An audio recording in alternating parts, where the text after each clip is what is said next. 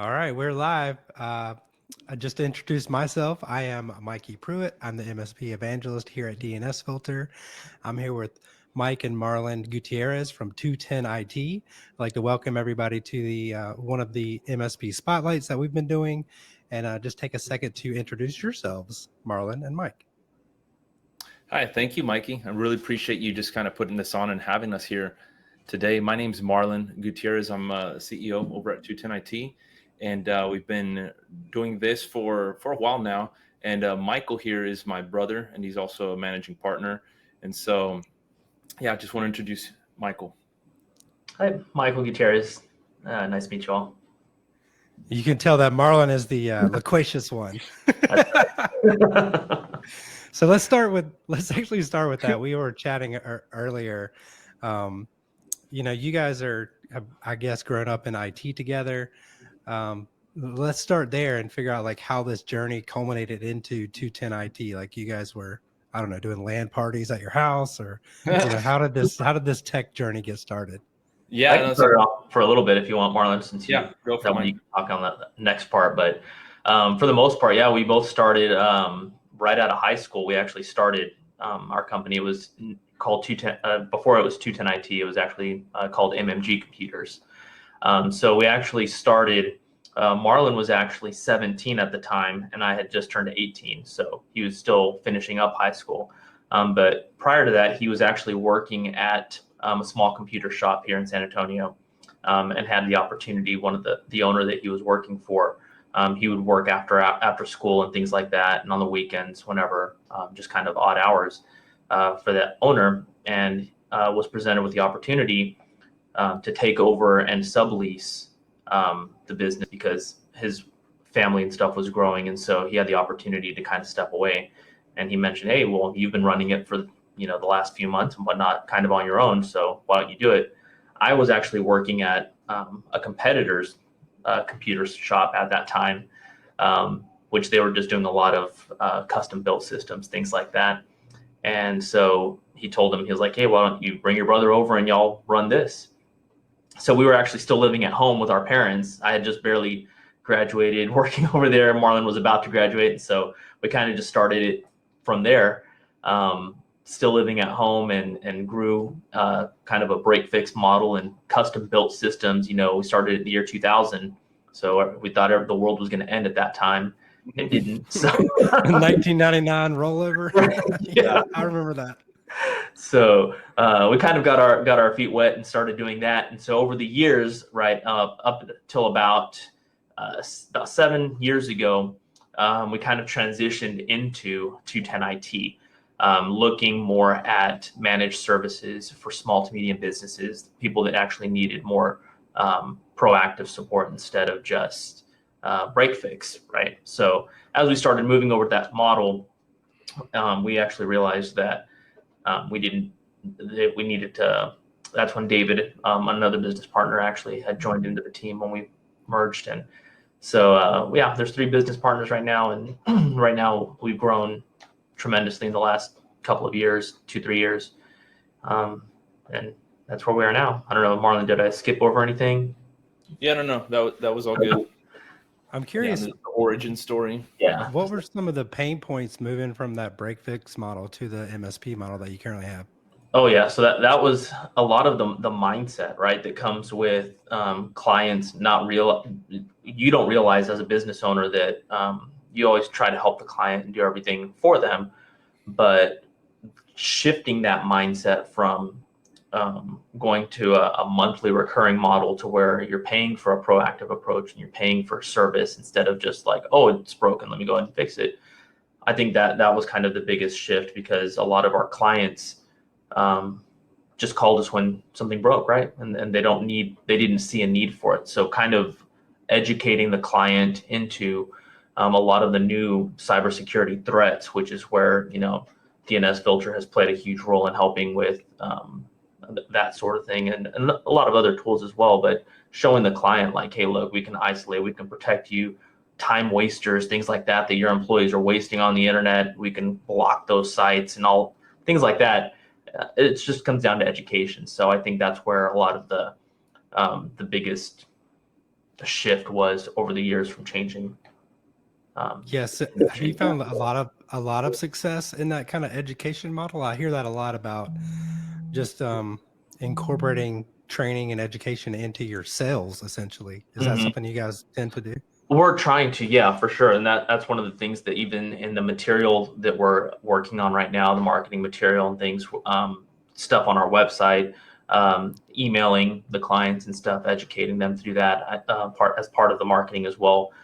That's definitely part of that whole education process for sure. So let's get into the juicy question. What is it like working with your family? Because the MSP business is like highly stressful. But like I see a lot of stress on MSP owners' faces, and you guys are brothers too. Oh yeah. So how does that work? There's definitely times. we've been in business together now 23 years. So just that whole process of working together. One of the things I can tell you, we've had to simmer down a lot and just realize that professionally in front of the team, like when we come here, though we are brothers, we've got to we can't bring that into the business because those emotions, growing up together, I'm the younger brother. I would always get the hand-me-downs and stuff. And so he would even talk to me in a certain way and in a tone when he was upset or angry and stuff. And so those kind of inflections and things would sometimes come out in front of the employees, and they just thought, hey, they're family here and the brothers, but that's not very professional, right? Over time. And so we've kind of pivoted and worked on that. And our leadership team is well aware of that dynamic in place and stuff too. And so I think we've got it under good control. But I can tell you, Mikey, one of the big things for me that's always just been peace in my heart is knowing that my brother's got my back, right? There's something about people going to business with different friends or whatever relationship comes up and they've got an idea and they pen it down on a napkin or something. But there's something awesome about that. Just my brother and I kind of doing this together and doing it well together. That there's that certainty that I know that he has my best interest in mind as family. And, he's not stealing from the business or doing something shady off on the side, like, because I know his dad, I know how he raised him, right? So, I know who his mom is, right? That's probably a good takeaway to like apply to other relationships in your business, because a lot of MSPs, you work really closely together. So keeping it professional and keeping it, business at work is probably good advice all around. Yeah. And we do personality tests here at the office also, kind of just for fun, but also just to know how to communicate effectively with people and speak how people like to be spoken to. What are the things that motivate them and what drive them? And I think that when you know that about a person, it really helps a lot in the way of communication. Because at the end of the day, managed service provider, it doesn't matter what industry you're in. Every single business and company struggles with communication, internally and externally, forward facing, right? So when you start to just really hone in on the science of handling people and how to communicate effectively with them to accomplish the greater good, that's where you really start to get some traction in the right direction. Yeah, that makes a lot of sense. So it's actually a benefit, really, that you guys are family. Mm-hmm. I think so. Yeah. Well, let's talk a little bit about technology that you guys use. And the audience doesn't know this, but I've actually met Marlon and Michael twice now, which both times have been really awesome. We met at a conference in Nashville a few months ago. And even more recently, we invited you guys to an Indy race with the DNS Filter team, which we can get into a little bit more later. Yeah, that was cool. But you guys have told me a lot about your tech strategy, and we can incorporate DNS Filter into this too. But you were specifically mentioning backup strategy, and you had a pretty impressive solution to that kind of age-old problem of file backup and replication. Yeah. So the kind of the context or the backstory behind all of that to make it relevant, because I think with all the different competing brands and tools that are calling to our attention, wanting to do a demo, wanting to prove how they're the best thing that we can't live without, right? Like I'm sure every MSP owner is just constantly getting hit up for different things like that. So how do you sift through all these different vendors and make sense out of the end game and the end result of what we're trying to deliver to our clients? Well, just so everyone who's listening, we went through an episode that I wouldn't wish on my worst enemy. It's probably the worst thing we've ever gone through, and most businesses would have been absolutely destroyed by it. But by the grace of God, He helped us to not only survive but thrive in that situation. And it was during a period a few years ago now. Wow, it's been a while.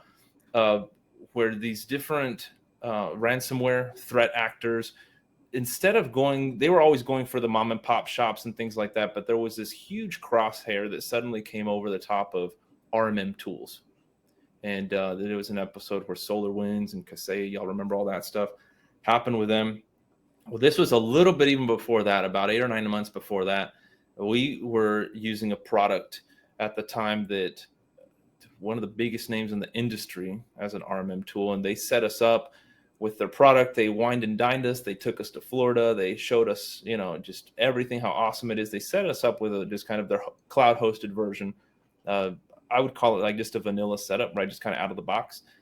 And we get off to the races where we set it up, rolled it out, had it on all our clients' workstations. We'll fast forward some time. We're using it. Everything's seemingly going well, learning the product.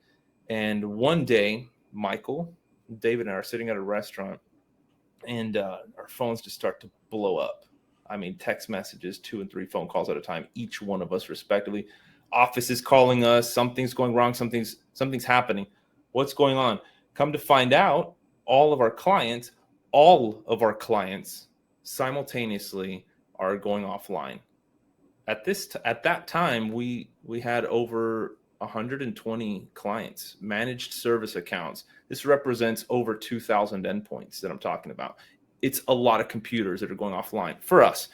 And we get these phone calls, rush back to the office, and come to find out, okay, what does everybody here have in common? Well, they all have our RMM tool in common. And so we call up the vendor and say, hey, we need some help, just trying to investigate what's going on here. They then tell us, oh, we're looking it up, pull it up here on the back, and we see what it is, what's going on here. There's a portion of our product that leverages another tool called Screen Connect, which has admin privileges to everything. Everybody who logs into it can basically execute a PowerShell command on whatever they want. And the SSO that you guys are using between our product and that's cool. That's 2FA protected. But part of this vanilla setup, there's these other accounts on the back end that were not protected with 2FA. One of those accounts got brute forced. Threat actor got in, ran a PowerShell script against all endpoints simultaneously to download ransomware. Brought everything down to its knees in the same minute, servers and workstations included. So now you can imagine, this is like a 1 o'clock in the afternoon on a Tuesday. We are absolutely like kind of freaking out, but trying to figure out what's the plan, what's the next steps, right? Because the clients need to know an answer. What are we doing to get them back up and running? Thank God we did backups well, very well. So now became the big push to start virtualizing everybody, restore their backups into VMs, everything as quick as we could. By Friday, we had all our clients back up and running. Core services, right? The workstations were still trashed. But as far as core services, we had them back up and running. Now, fast forward for like the next 3 weeks, it was just a constant. I mean, we were working 16-hour days. Everybody on the team, round the clock. I mean, Saturday and Sunday included. Like it was bad. But we got everybody probably about 90% running stable. But then it's now the pebble in the shoe effect. What happened to my PDF file, that spreadsheet I had on my desktop, the random stuff that everybody thought they had saved or had a copy of it, now they don't. So we developed, that's what birthed the silver lining in all this was, the fire that proved us is I never want to go through that again. How can we stop this from happening again? And we came up at that time, we've improved on it even since then, but it was a 3-pronged security approach. And I thought, okay, the reason it was able to download this script is because it could call out to this whatever website, this region in this country, to this IP address. What if I could block that and kind of create a clean sandbox for my clients to where they can't get to this kind of trash? Then on the endpoints, we had WebRoot at that time. WebRoot didn't even raise its hand to alert that something popped off and happened here. I mean, it just stayed quiet and took it. We then thought, okay, well, we went with Sentinel-1. We ended up switching to Sentinel-1 for our AV product. We ended up going with a different DNS filtration product, which I'll get into a little story there on how we came across DNS filter, and Acronis Cyber Protect for our backup strategy. Single pane of glass. The concept now became, I want a backup not only of servers, local and offsite, which we were already doing, but I also want a backup of every workstation. Seemed excessive, seemed like coming across with a heavy hand, but I thought I never want to hear a customer tell me that they had that spreadsheet on their desktop that now is not being backed up or whatever random thing. Hard drive takes a dump and dies. Now all of a sudden I'm sending and wasting a text time out there trying to get, Adobe reinstalled and the password and the bank scanner and all that other random stuff. No, thank you. We'll just restore to last night's backup, throw a high five, and everybody's on their way. I'm not going to get another ticket or phone call a week later about how something still isn't perfect. So this whole strategy of that three-pronged approach of Sentinel-1, Acronis, and at the time we were using WebTitan, which is now a bad word around here. WebTitan, the DNS, right, and the filtration, the cleaning, the content filtering, all that stuff. So it's not, there's no perfect solution, but let's put some big roadblocks up to the point to where at least we can say if this was on that site, we have options and stuff tried to slow it down or raise its hand, or if not, we've got an option to restore from a backup of some sort. So anyways, WebTitan, they set us up with all their stuff, and switching DNS is not like a simple snap of a finger task, right? You have to calculate, okay, we don't want to create an outage, log into routers, make sure all traffic's only filtering through that. Well, they boasted all this redundancy and huge, awesome stuff with AWS and geo-replication, whatever. Anyways, needless to say, their services stopped 3 different times over the course of like a month, 2 months, completely stopped, which meant all of our clients simultaneously lost internet access. This was like at first thing in the morning too. Before you're walking in 7 o'clock, 8 o'clock in the morning, and you're getting 20, 50 phone calls that, hey, the internet's down, what's going on? They think there's another ransomware attack. I mean, it's just people are just freaked out at this point, like just knee-jerk reaction. So after the 3rd strike, we told WebTitan, our clients were telling us, can you please turn the protection off? We have to work. Like, that's how bad it was. So that's when we reached out, started looking for other options, came across DNS filter, looked at you guys' setup, how your network is built out. There's just not I'm going to say from an end user perspective, I know technically on you all's end, there's probably stuff that keeps you up at night, but from our perspective, there's not a way for my customers to be down. If I have it set up properly, like, they are not going to lose internet access because DNS filter dropped the ball, right? Like that's not going to take place on this end. And so in that process, I don't know if you want me to get into it, Mikey, about what we do for dynamic IP addresses, that because not everybody has that's actually what I was thinking of. I did not realize that the story of that tragic ransomware, which sent some shivers up my spine a little bit. Bro, it was bad. Like, that's like business ending stuff, and you guys fought through and survived. So that's like really impressive. And check this out. Like, at that time, we didn't have any contracts with people. So it's not like I could hold people to the fire and say, hey, you have to put up with me because I've got your signature. We had no contracts with people. It was month to month. In that process, we only lost 1 customer, 1 client. So, I mean, it's a God story, right? Just like clients were catering food, bringing it here to the office, bringing us coffee. I mean, because they knew we were just like working around the clock, and they're just like, hey, like feeling bad for me. Bro, it was actually pretty cool. Yeah. I mean, it was a heartwarming moment to see how much our clients loved us. Really. And that's a testament to the strength of you guys and 210 IT is like, how do you respond to something like that? Mm-hmm. And that was telling your customers, this is how we respond. And that's why they stuck with you. Yeah. I mean, we went on a rampage of just, at the time, to drive around and sit down with every business owner, there weren't enough hours in a day. So it was just booking Zoom calls, right? Just stack them up all day long, 15-minute sessions with the business owners, and just kind of laying our hearts bare, being transparent. Hey, this is what's going on, this is what's happening, and this is how we plan to fix it and stuff. And people, man, they lifted our arms and rallied behind us and say, hey, no, we understand y'all are going through a bad day, and we're here with you. Just whatever you can do to get us back up as quickly as possible. We know you're doing what you can. And so that was kind of neat. But anyways, fast forwarding now to, not everybody has a static IP address at their office. We've got a lot of mom and pop shops, businesses, dynamic IP address, things like that. And so I know one of the big things with like DNS filter is you want to see the static address an address that it's coming from. So that way, this is a paying client. We need to filter their traffic, or they're not. What policy do I apply to it? We need to, not filter their traffic. And so part of that backup strategy that we have, how we back up all the workstations locally, is not to USB hard drives or things that are locally attached to where then, it's now accessible and available to something to delete or trash that storage. We use a NAS drive, and specifically we've stuck with Synology as a brand. We just like it, love it. It's got a great interface and great support. And baked into the Synology, it has its own like dynamic DNS right through their servers. It's a free thing like for life. And so what I do specifically, since the NAS drive, we only use it for these quarantined backups on the network. The client doesn't use it for anything else. They don't even know it exists, really. It's just capturing backups, and very specific passwords that only a Cronus can write to and things like that. So that's the only purpose it serves, but it's ours, and it's out there on every network. And you said that's where the daily backups are? All the daily backups for the server and the workstations. And then we push the servers offsite encrypted. All the backups locally on there are also encrypted. But leveraging the fact that this Synology has internet access, we put Google's DNS servers on it. So we're not using DNS filters on it.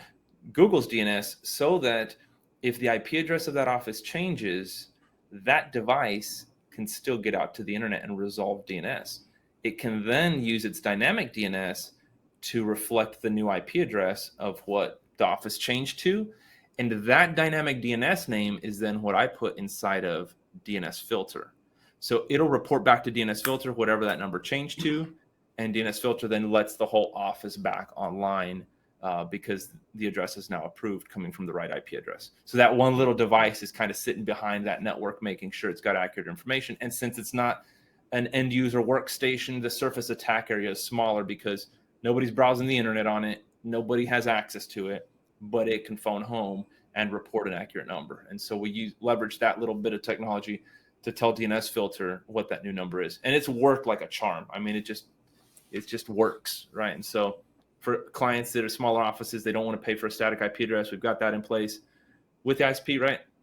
We could just pop that in and it works as designed. Yeah, so I don't know if that's really clever. But it works over here. Yeah, and that's what you had told me about when we were in person, and I was like, that is very clever, because that's a problem a lot of people have, is like updating that host name with the correct new IP address, and to prevent downtime, you have this clever kind of dual duty kind of appliance that's doing your encrypted daily backups, sending the server stuff off site, and also your always connected device to like an open resolver to update the rest of your customers. That's very clever. I did not realize that the backup story, the impetus for that device was from a ransomware attack, basically. Yeah. So you guys have, like, there's so many branches. I was like, oh my God, I can talk about all this stuff forever. But if anybody in attendance has some questions for Marlon or Mike regarding that ransomware attack, I find that like really interesting, because a lot of MSPs or IT teams in general will never experience some type of attack like that. And the inroad in your case was from a vendor having, sloppy, I guess you could say, practices on giving admin privileges to a piece of the package that they delivered. So that's, questionable. Vendors should be a little bit more transparent about that. But yeah, there's like a lot of things to unpack there. And it sounds like your learnings were daily backups that can be restored quickly. And that Synology device served the purposes. Was there any other learnings that like came about from that, other than like be the resilient team that you guys turned out to be? Yeah, no. So there's a lot of things, right? That one of the interesting things that was born out of that. So immediately think, what's the damage control or the brand reputation loss, right? Because our clients clearly know that this happened. That wasn't our intent. It wasn't truly our negligence, but they're going to blame us because it came from our product, right? At the end of the day, they're going to say it came through their IT. But we had a client, a new prospect. They actually called us up and said, "Hey, we want to see what you guys can give us for a quote on managed services. We heard that you guys had a ransomware incident." I'm thinking, oh gosh, let me explain this when it's right. Like, let's talk about it. And they said, no, we actually know the story. We want to engage services with you guys because we know ransomware is a real threat. And since you guys have been down this road and through this process already, we know that y'all are the best fit to be able to take care of us in a situation like that. I was like, wow, that's a spin. I actually started gaining customers because they know we've been tried by fire and survived, right? Like, it's not that we have a mechanism and plan in place to actually rescue from that. But yeah, man, it was just all these little things. And then, because you never want that day to happen again. And so now the question, we're already trained to think or see every worst case scenario, right? We're almost like that buddy, that police officer guy that when you go to the restaurant with him, he has to sit facing the door. We're that guy. We're that guy in IT, right? Every hard drive is on borrowed time. It's like a light bulb. Or you're not backing this stuff up. What are you doing? Everything's just an accident waiting to happen for us. And so this just kind of further pushes that envelope to where, how can I avoid that day from happening again? And what if it did happen again? What are my options? What can I bake into my solutions to where I know that even if a tool that I trust lets me down, it's still not the end of my life. It's not the end of my business. It's not the end of my customer. Like, we still have options even throughout that process. So those are the things that we're constantly then always perfecting, always improving, always pivoting, right? You never stop learning. And that's one of the reasons why we even go to these conferences and stuff and just kind of comparing notes and seeing what's out there, looking across the aisle. What are other people doing? And just seeing you guys at these events, seeing you guys out there, putting your name out there, the indie events, getting publicity in front of even maybe an audience that doesn't recognize who DNS Filter is. But the fact that you guys are making yourselves transparent, available, raising your hands and saying, hey, this is something people need. And if they don't know we exist, they need to know we exist. Because I use the word DNS to a customer and I can see their eyes gloss over, right? Yeah. But I start talking about how, we can block Facebook and Amazon and the time wasters from their employees playing on websites. Okay, that makes business sense because their payroll, they understand the burn rate of that. But I start then getting into, now we can protect from other threats, some known, some unknown. I mean, I've talked to your team on a technical aspect, and you guys are just working around the clock to constantly improve and perfect your product. And so I'm happy to have you guys in my tool chest, in our, just in the toolbox that we're using and leveraging you guys, because it gives me great confidence to know that y'all aren't asleep at the wheel, just on cruise control, just because you signed up an account. Y'all are always working and improving. I log into the portal, I see new features, a new button, this and that, the knowledge-based stuff, the constant education. So as a vendor, we've really enjoyed working with you guys. Love it. Well, that's definitely great to hear. I appreciate it. Yeah, and it looked like Michael in the chat had a similar ransomware experience with the Kaseya ransomware back in 2021. Yeah, so it's rough.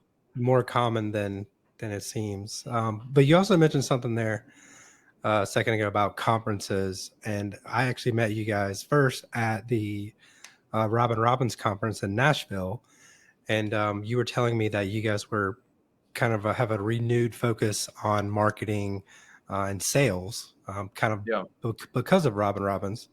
And so talk a little bit about that, and because I think that's one of the most important things that we as DNS Filter can do with our partners is, teach the sales and marketing piece, because, sales don't happen by themselves. We're all, we're all relatively good IT people. Like, that stuff kind of comes naturally to us. It's the sales and marketing that is a challenge. So explain to us like your venture out into that world. That's a great question. So Yeah. If you think about all the products, like if I thought just DNS filter alone and I started putting bullet points next to why my clients should have it, I mean, I could take 10 minutes just explaining that in a sales meeting. Now I start going down the list of every other product and service I do. I know I'm going to lose the customer, right? Like they don't have that kind of, they're maybe giving me 15 or 20 minutes, and it better be high level enough to where the C-suite or business owner says, okay, this is going to bring value. I need these guys. They know what they're doing, right? Just display competence and a good tool set. One of the things that, with even Robin Robbins is we get real caught up and bent on the brands of products, tools, vendors that we use and swear by them, right? But when was the last time a contractor or somebody came out to your house to do something? Let's just pretend yard work. Let's say somebody came to mow your yard. Did you stop him and ask him what brand of spark plugs he had in that mower before he got started? Like, you don't care about that. The end game is, man, I want the landscape to look good. I want the yard mower. You don't care what brand of trimmers they're using and stuff, or if they're installing drywall. Hey, are those DeWalt drills you're using? I prefer Milwaukee. Like, said no one ever. Like, people have internal preferences, and we do that with the stuff that we use and the brands and all that stuff. But the customer doesn't really care about that stuff. We care about that stuff. And so when we go on this rant about boasting of all these brands, we're kind of wasting their time. But when we talk about the end game, the high level picture, and that's just kind of where we've refocused now with our marketing, is talking to almost like the ignorant person, a layman, right? Somebody who's not in our industry. We're not talking to other techs. And how do we tone down the tech barf to the point to where somebody gets it and wants it, right? Like, at the end of the day, is that what I'm doing to somebody so that they can get it? And so putting that, whether it's a flyer, a brochure, something that pops and hits the point, because I always thought, well, shoot, if only I could get in front of this person and I had some time to talk to them, I could convince them. Well, cool. Well, I can't do that with everybody. If the company's going to grow, that just means I'm automatically now a bottleneck. How can I create a repeatable process that somebody else could do that could win as if I was the one out there doing it? Well, I can do a brain dump and start putting my thoughts on a flyer or a brochure. We can leave that behind. If they are curious and want to see that kind of level of information, they can sit there and read a little bit further, maybe do a QR code with a YouTube video, a link that then goes maybe to something that I did, right, and pitched and posted to where they can watch it, and they can then spend another 15, 20 minutes listening to me rant about some of these things.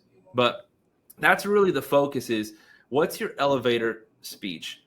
If I gave you 30 seconds in front of your ideal customer, what are you going to tell them? You better have that rehearsed, right? You better not waste that time, because those are the golden moments. What's your network going to look like? So just kind of having that front of mind, especially as a business owner, as we're in IT, being aware of that people are not techie, we're techie, and how do we translate that forward facing to a world that doesn't get our world? So how are you delivering that message? So you're kind of transitioning into this, benefit instead of feature realm. But how are you, like, what are the nuts and bolts of it? Yeah. So it's more of a traditional marketing approach, just to kind of give away a little bit of the secret sauce. Doing paid per click and things like that, the internet's already saturated. You almost have to go about it now the old fashioned way. And if you get letter in the mail, like, it just feels like spam. But if I sent you a FedEx envelope, you're going to think somebody just sent you something kind of important, right? It's FedEx. Like, shoot, what is this? We send our letters in a FedEx envelope to the customer. So we curate and find very, very specific industries that meet our niche, what we're after. And then we go after that C-suite and send it to them so it gets past the gatekeeper. Then inside of that, it hits and says all the buzzwords that they're looking for. In fact, we even staple a little aspirin to the letter, and it basically is your current IT solution giving you a headache. Basically, here's an aspirin on me. And if you want to call, so this is little things. It sounds quirky, right? But like, it catches people's attention because it's so different and it's unique. And so now I've got their attention. Now they'll read through a little bit further. Then we follow up the next day with like a discovery call. Hey, we just sent you something yesterday. Want to make sure you got it. And then they usually laugh about it a little bit. And yeah, we just want to come by, give you a second opinion, right? We're not here. We don't necessarily want to sell you something. We just want you to have the peace of mind of knowing that everything is okay and that you're doing a good job. And if you're not, maybe we can show you some ways to do a little bit better. Cool. Yeah, I'd love that. That's not threatening. Now we go out there and do a discovery thing. Then we have a drop-off piece called the shock and awe box, to where now we leave all these bits of information that tells why we're different, what we do, how we go above and beyond, what their Bill of Rights is, what they're allowed, right? What they can expect from an MSP that's firing on all cylinders and really doing their job well. And so now the business owner can sit there and kind of comb through that stuff. And when we then come back with our proposal, and after we've done our assessment, they've already had a chance to kind of marinate in who we are and why we do, sort of thing, right? And so when we come in and show them then the game plan, our close rate is a lot higher. But it took a lot to build those things up. It's like playing chess, right? You get strategic about it. You want to get in front of a very specific client, get strategic about it. You can throw it to chance also and hope you run into them somewhere, and that a friend told them, a word of mouth, and that works really good also. Constantly be building up that network. But there's also a strategic method to go about doing it too. And so there's a science and a number to it. Yeah, and I also saw that you guys have a, I think you called it an IT buyer's guide on your website, which I signed up for, read it. It was fascinating. Nice. It was really good. And then I got a handful of emails from Michael here, which were also really good. So it looks like you guys are doing a lot right in the marketing department. Is it? Have you seen it working? Like, is revenue increasing, I guess is the question. Oh yeah, absolutely. Yeah, it's still pretty. Cool. It's still pretty new. We've been hitting it hard for about the last almost 6 months now. Is when we really started pushing it because we had to go through a lot of training and implementation. But yeah, so far we definitely see a lot of good results coming from it. And I believe you guys mentioned a story where you didn't get a client because of some marketing material. What did that entail? Yeah. So here's a story about we're already doing the managed services for a large client of ours, 70 plus endpoints. That's a good size account for us. And we also do VoIP phones. And so we thought, cool, let's just bolt on some more monthly recurring revenue and stuff. We do phones very well. So let me just, they were in the market for phones. Let me go give them a proposal, and let's just bolt this on, throw high fives and move along. I go put the proposal together, send it to them. And to my surprise, it didn't close as fast as I thought it was. And I was like, that's weird. Followed up with them and said, oh, we're actually getting a few bids. We're getting a few other quotes. And I thought, that spidey sense is going off, right? It's like, that doesn't feel cool. Like, why are they shopping when like they already have me? Like, just say yes. What are you doing? Say yes to the dress. Come on now. Yeah. So the owner, she calls me in and says, Marlon, like you a lot and stuff. I just want to be transparent how you guys can improve and do better, right? So use this as a teachable moment. We're not going to go with you on the phones, right? My heart sinks. I'm like, what do you mean? Why? And she proceeds to hand me a packet of like this super fancy, flashy, all the information, an SOW, a timeline, points of contacts, customers' responsibilities. It was with AT&T, but AT&T at this point is not even selling dial tone. They're just white labeling Ring Central, which is just like super ghetto, but whatever. And she says, we're going with them. And I said, but they're more expensive than us, and we already have a relationship. We're already handling all your stuff. And she goes, yeah, but they have this. And she proceeds to like pick up in her hands and give me like this full packet and brochure of just everything laid out nicely. And I said, okay, but like, and she says, Marlon, it's AT&T. It's like, and they have, and she says, let me break it down for you. This is basically what it is. They're organized, professional, and presentable. In other words, to not insult me and smack me in the face and finish the sentence by saying, and you're not, right? I can understand where she was going with that. And so that was a huge wake-up call for me, that just having a close relationship with a business owner in today's day and age, it's helpful, but it's not enough. It's not everything anymore. Our clients are still expecting to be dealing with professional companies, right? They want to know that, okay, I like you and all, you tell me you're doing all this stuff, but I want to see the meat and potatoes too. I want to know that on paper you're organized on the back end as well, that you have marketing, that you guys are going to be here in 2 years, and that you're not going to change your mind and go do something else. You guys demonstrate for me a long-term plan in everything, right? And so for me, that started It sent me back to my car just a little deflated in that. But then I thought, no, this is an opportunity to improve, because what she's asking for is nothing out of this world. What she's asking for is give me evidence to give me confidence in what we're doing with you guys. Because IT, you can jump ship kind of easily. If I got hit by a bus tomorrow and the whole company went up in flames, there are other IT companies who could come in and fill in our shoes and do what we're doing, right? She's not going to fall out of business. Her phone system, maybe not the same thing either, but people add a weight to their phones because it's the lifeblood of their business. It's their communication, right? So for them, just knowing that they placed that egg in a basket that they don't have to think about or worry about. And in my mind, it was a bad decision. She should have gone with us. But I didn't convince her of that. And that's where I need to come back and say, my marketing was not on point, because I had all the technology. My toolbox looks amazing. Like the tech skills, my engineers, everybody, I've got all the right pieces to the puzzle.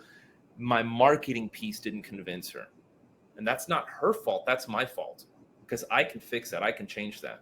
Right. And so it only makes us better. So guess what we did? We turned around and went and perfected that process. Now somebody else comes up, pow, right in the face. Here you go. And they're going to choose you over AT&T next time. There's a lot to unpack there. That's like professional presentation of even the materials. And then you also mentioned there was like a timeline in there. So AT&T in this case was saying like, what are we going to be doing in 6-8 months from now, maybe a year and a half from now, which means we're still here and you're still our customer in a year and a half, 2 years from now. And that's putting a mindset in their head that you're in this relationship for the long run. And that's a very good move by AT&T. I'm going to tell our marketing team that as well. Yeah, you just pick up little things, right? You learn from the greats and stuff, and just not everything's a good idea, but what is, and you can apply. Sure, grab it, take it. And when I met you guys in Indianapolis, you told me about some expansion from some of your clients. So you guys are based in San Antonio, Texas, but your geo is large, and it's spreading nationally because some of your customers are actually going more national. So what has it taken to manage those expansions from your clients? I think that's a good question. So yeah, home base for us is San Antonio, and so that's our comfy zone. Like we can tackle that well and easy in surrounding areas. So then what ends up happening, there's a lot of, like, particularly here in Texas, there's a lot of border towns, and their technology down there is not as good as the big cities. And so there's a lot of professional offices and stuff there, medical facilities and things like that. They need the high tech. And so they started reaching out towards San Antonio, towards the bigger cities.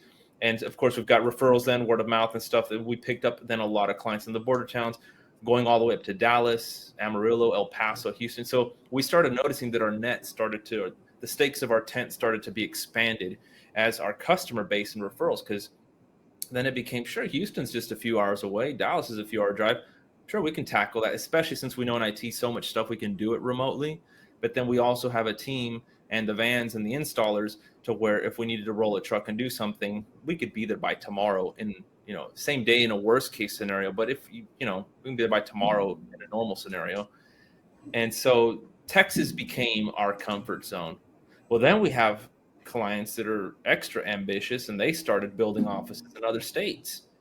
And so we're not particularly looking for business in other states, but we'll follow our clients where they go, right? So they're popping off offices all over the East Coast and stuff. And so we've now started following them where they go. And so just kind of rethinking, how do we manage and support that? Because the impression we never want to give our customers is, you've outgrown me, you need to find another IT company. All that's telling me is I need to go back to the drawing board and figure this one out, because this is what the next rung on the ladder looks like, right? We're all growing together. And so I'm not going to tap out or quit here. I need to figure this one out. And so that's what it's really pushed us to do. And so as we've done that for these clients, now it becomes cool. We've got a presence in these other states now. We've done this work in these other spots. What would stop us from picking up work in those places too? And so it's just at the end of the day, it's managing the chaos, because everything looks like a good idea. We don't want to get distracted by just any revenue. So that's why we've become just really hyper focused on what kind of revenue we're going after.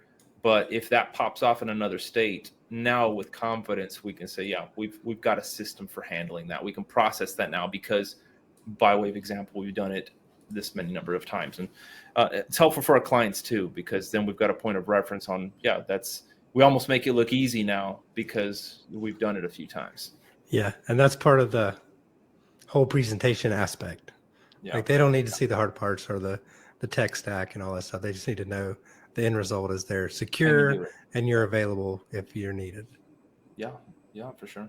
Very cool. Well, I have, well, first, any other questions from the chat, or Marlon or Michael? Do you have anything else you'd like to impart on the audience? No, I'm good. One of the things that Marlon's like Mimi. Marlon loves to talk. I'm so glad you asked that. No, I was just going to encourage everybody and say that one of the things that has been huge for us is just being part of a peer review board. If there's something in your area, whether that's something like, I don't know what other brands are out there, but something like Tabs or EOS or C12 or there's other tech related ones, but just be a part of something. There's so much work out there. If we get into a greed mindset to where we think everybody around me, all my competitors, I need to beat them. If you're wasting your time looking at what other people are doing and worried about the business that they're picking up, that'll frustrate you. There's so much, even going to these conferences, just kind of rubbing elbows with other business owners, other IT guys, and just comparing notes and saying, man, in my area, this is working, or I'm struggling with this, or what are you guys doing over there? You'd be surprised the camaraderie and fellowship that is in our guild, if you will, if in our profession, and just kind of rallying alongside other guys that you may even be able to develop relationships and leverage them, to where it's a win-win for everybody. And there's so much work to go around. Like, I'm not even concerned. People ask, well, what's your competition doing? I honestly don't know what my competition is doing. I just know what we're trying to do for our customers and the service that we're delivering for them and making sure we're checking off all these boxes and keeping them secure, right? And at times when I look over my shoulder to the left and the right, it feels like a lot of other IT companies are not doing what we're doing. Somebody else, that means they're looking at you. Well, it's somebody else say, hey, a customer needs to save some money or budgetary constraints, or they're cheapskates, whatever it is, and they're going to start shopping you. And then they go off and start getting a bid from somebody else, and you tell the owner, this isn't even apples to apples. Like, look at the laundry list of stuff we're doing in this company. It's 2 or 3 things that they're doing over here for the same price. Oh, well, that's their whole service offering. Okay, I mean, if that's what you want, like, if you want to run around on the internet with your pants down around your ankles, sure, like, you can sign up for that. But like, that's not what we sell. That's not what we do here. So, I can't take it down that low and strip all those services off, because I'm not going to leave you exposed like that.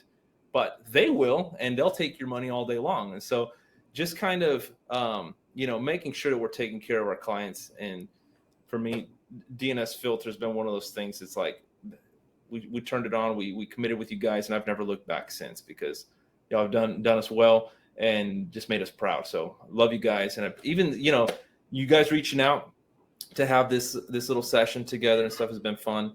And going to the race together, that was awesome. It's just for everybody else that's listening on this call. When I came back with Mikey and the team from Indianapolis, I was almost embarrassed to share how awesome the weekend was, because the bragging was just over the top. These guys treat their customers so well that I felt spoiled when I came back, and it was cool. It was cool, man. Thank you, Mikey. Well, it wasn't just me, but yes, you're welcome. I will say you're welcome on behalf of the entire DNS Filter team. Yeah. And you said a lot in that last statement. It's like, a thought that came to my head was that 210 IT is the sword and shield of San Antonio and beyond. You can use that, you can run with it, you can tweak it, whatever.